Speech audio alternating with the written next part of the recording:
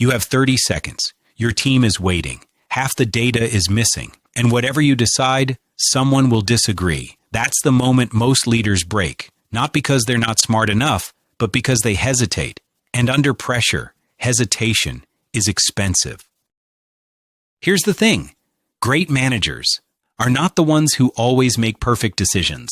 They are the ones who can make a clear call, fast, even when things are messy. And usually, they rely on something simple, a framework. Let's talk about it. Because pressure messes with your head. When stress hits, your brain looks for shortcuts. You either rush or you freeze. You jump to conclusions. You avoid responsibility. Or you delay, hoping things fix themselves. They don't. And here's the uncomfortable truth.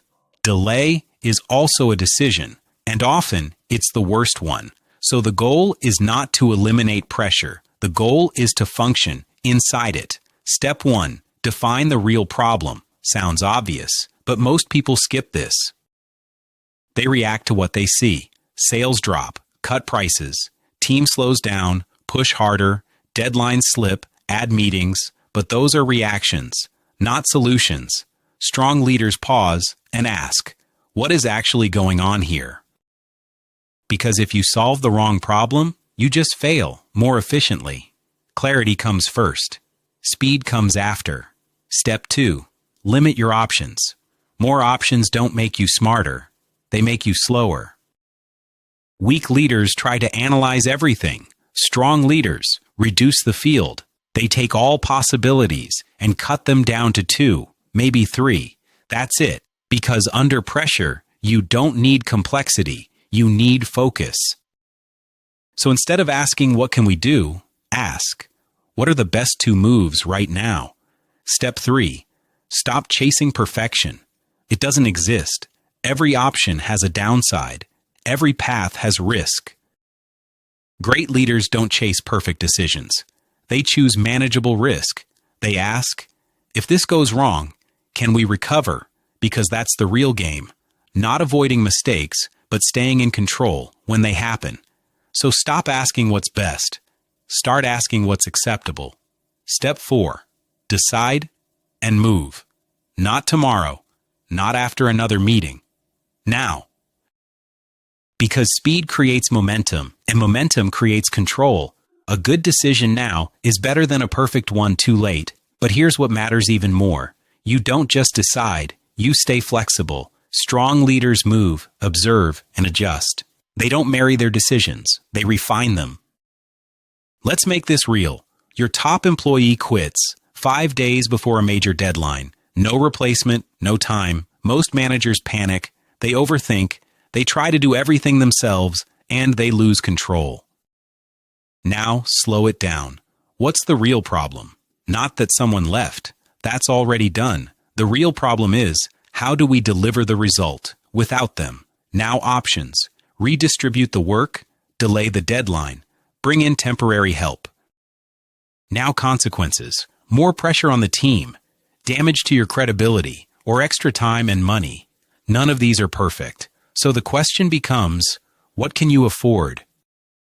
You choose, you commit, and you adjust. That's leadership, not perfection. Movement. Now another situation, you're about to launch a project. 2 days before release, you find a serious mistake. The client doesn't know yet. Your team is stressed. And now you have 3 options. Hide it and fix it quietly. Tell the client immediately or delay the launch. This is where people freeze or rush or avoid the conversation. Now again, what's the real problem? It's not the mistake. The real problem is, how do you protect trust without making things worse? Now options. Fix it quietly. Inform the client. Delay the launch. Now consequences. If you hide it and it fails later, trust is gone. If you delay, you look unreliable. If you're honest, it's uncomfortable, but it builds credibility. So again, which risk can you live with? Strong leaders choose trust. They step forward. They explain clearly. They offer solutions, not excuses. And something interesting happens. Trust doesn't drop. It grows.